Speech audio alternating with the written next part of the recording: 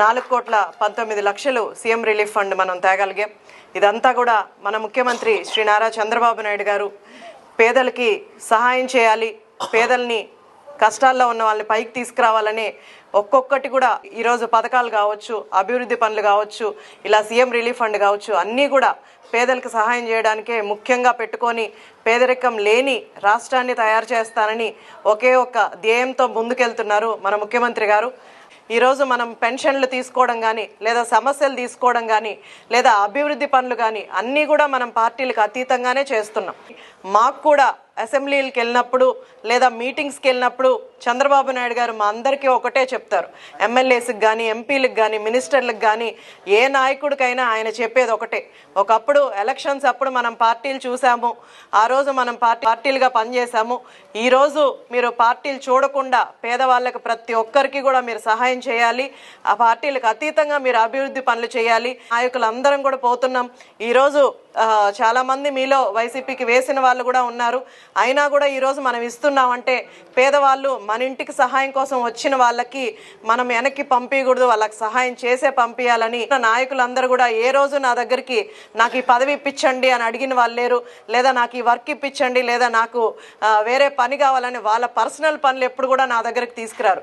వాళ్ళందరూ కోరేది ప్రజల సమస్యలు. మా ఊర్లో రోడ్ వేయండి, మా ఊర్లో డ్రైనేజ్ సమస్య, లేదా మా ఊరికి శ్మశానం రోడ్ లేదు, లేదా ప్రజలు ఇబ్బంది పడుతున్నారు, సీఎంఆర్ఎఫ్ ఫండ్ ఇప్పించండి, లేకపోతే వీళ్ళకి పెన్షన్లు పెట్టండి, ఇలాంటి సమస్యలతోనే నా దగ్గరకు వస్తున్నారు. వీళ్ళందరి మధ్య పనిచేయడం నాకు చాలా సంతోషంగా ఉంది. పేదవాళ్ళకి ఇల్లు లేవని టిట్కో ఇళ్ళు అన్ని నియోజకవర్గాల్లో టిట్కో ఇళ్ళు, మన నియోజకవర్గంలో 5,000 వరకు టిట్కో హౌసెస్ గతంలో 70% పూర్తి చేసిన వాటిని కూడా గత ప్రభుత్వ నాయకులు అర్ధాంతరంగా ఆపేసి, ఎందుకంటే ఇంకొక 20% ఫండ్ పెట్టి వాళ్ళు చేయించేసి ఈరోజు పేదవాళ్ళకి ఇచ్చుంటే, ఈరోజు అర్జీలు తీసుకుంటే ఎంతోమంది మాకు ఇల్లు లేవు, ఇళ్ళ పట్టాలు లేవని చాలామంది వచ్చారు. దీనికి గతంలో టిట్కో ఇళ్ళు ఇచ్చుంటే ఈరోజు అందరు కూడా రెంట్లు కట్టుకునే పరిస్థితి లేకుండా ఈరోజు చాలా సంతోషంగా ఉండేవాళ్ళు. అలాంటివి కూడా జగన్ ప్రభుత్వం లేకపోతే గత ప్రభుత్వ నాయకులు ఆపేసి పేదవాళ్ళని ఇబ్బందులు పెట్టిన పరిస్థితులు మనం చూసాం.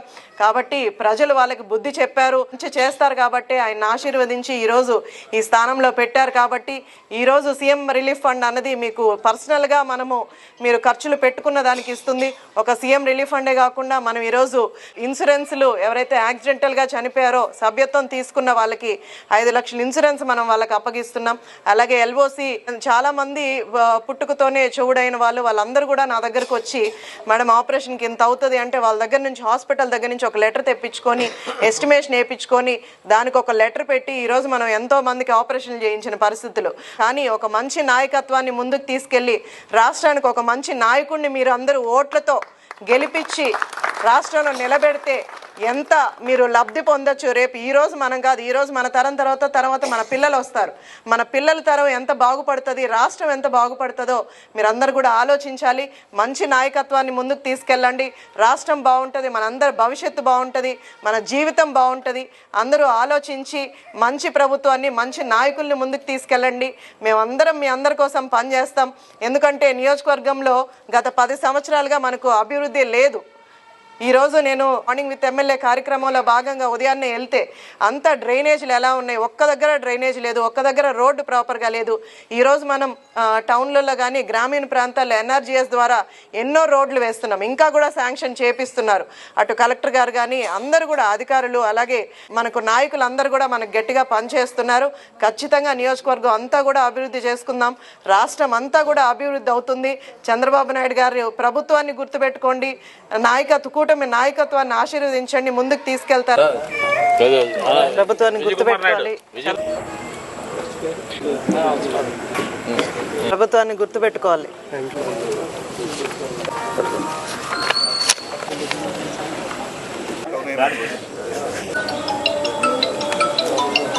ప్రభుత్వాన్ని గుర్తుపెట్టుకోండి చంద్రబాబు నాయుడు గారు. 25 రూపాయలు నాయుడు గారిని ఆశీర్వదించండి. చెప్పండి.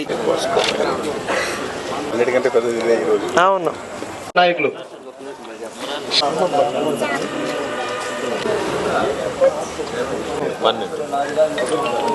37,988 రూపాయలు సీఎం గారు చేసిన సరే గారు పంపించారు మీరు పెట్టుకున్న దానికి గుర్తు పెట్టుకోవాలి. ఎమ్మెల్యే గారి ద్వారా వస్తా ఉంది. మీకు ఇస్తున్నారు. గుర్తుపెట్టుకో. ఓకే.